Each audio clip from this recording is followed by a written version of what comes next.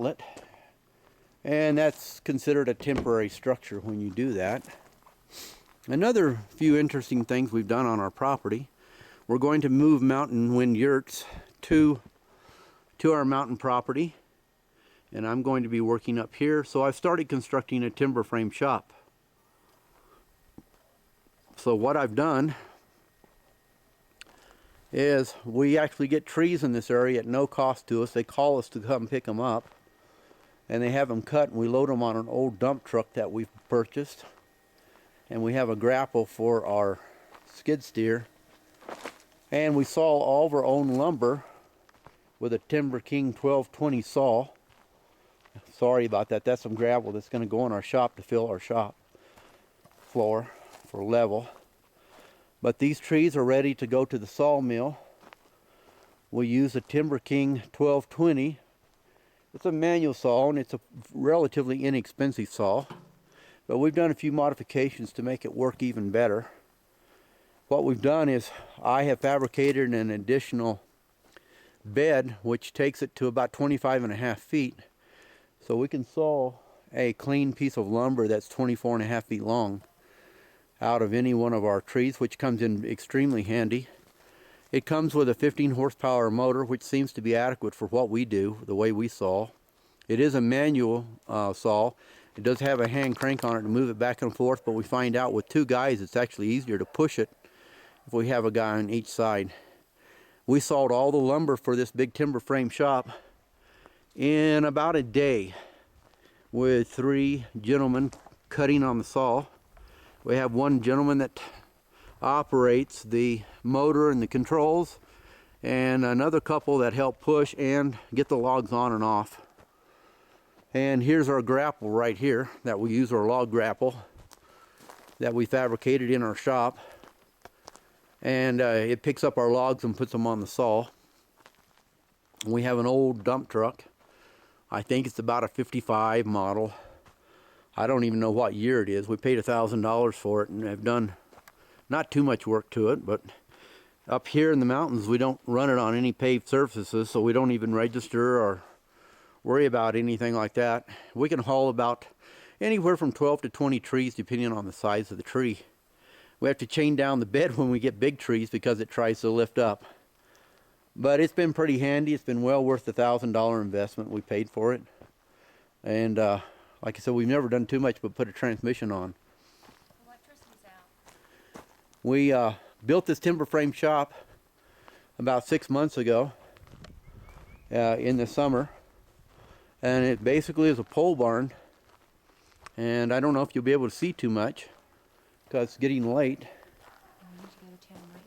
And it's got post 6x6 post construction, post and beam construction. And we cut every stick of lumber for this shop in about a day to day and a quarter, including all of our heavy beams. And we sheeted the entire structure out with OSB and felted it.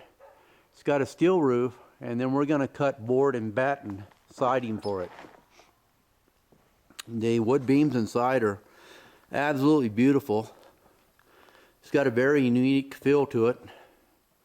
And we're going to backfill the base of it and go ahead and pour concrete floors in 3/4 of it so we can roll our equipment down. And this will be our working shop. I'm a blacksmith metal worker, do ornamental ironwork. So as I retire or semi-retire, I'll never fully retire, I'll move up here and be able to open my back doors to my shop and get this 30 or 40 mile view across the back of the mountains, which I absolutely love. We've got just incredible views here in Timberon. So we're going to take you downtown Timberon and show you around a little bit in our small town. And maybe you'll come to like it as much as we have. This is one of the only structures I haven't shown you thus far, and this is our combination bathhouse, washer, dryer, and toilet facility. And it's kind of a quarter round building. I built it out of steel structure and we moved it up here on a trailer from our shop in Houston. And I'll try to give you a little perspective of it. It's got a washer, dryer, It's got a toilet. It's got a full-size shower here at the end. And if I can shuttle around, our power just went out, which happens pretty often up here, so we have to go to solar. It's got a sink and a small refrigerator and a nice mosaic countertop I laid this summer. Okay, we're going downtown. We'll see y'all in a little bit. Bye. We're on our way to town, which is 2.5 miles from our house. This is a common sight in our little town. Whether it be deer, elk, or wild turkey, we have wildlife in abundance here, as well as creeks, streams, and springs where we go get our drinking water at. So we just have a great abundance of wildlife here, which is absolutely wonderful. We love the outdoors. Okay, we're going to continue to go to town.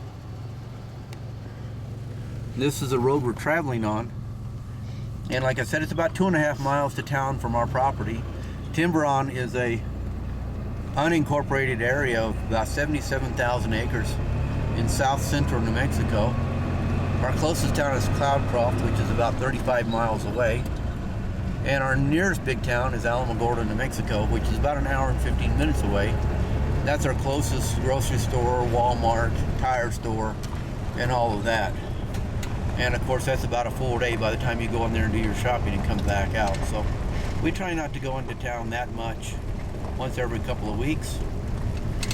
And as you can see, the scenery here is just absolutely gorgeous. Temperature today, right now, is about 40 degrees. And we have a storm coming in. You can see the dark skies. Supposed to have 10 to 12 inches of snow tomorrow, which isn't that normal. Generally, we don't have much snow. We generally have warm, sunny days nearly every day, except when these storms come in. So it's going to be quite cold tonight. We have a front coming down, which is meeting with a western system, which will bring some moisture in. So in the morning, we'll probably wake up to a lot of snow. So we're going to continue on our trip to downtown, and we'll talk to you when we get there. Bye-bye.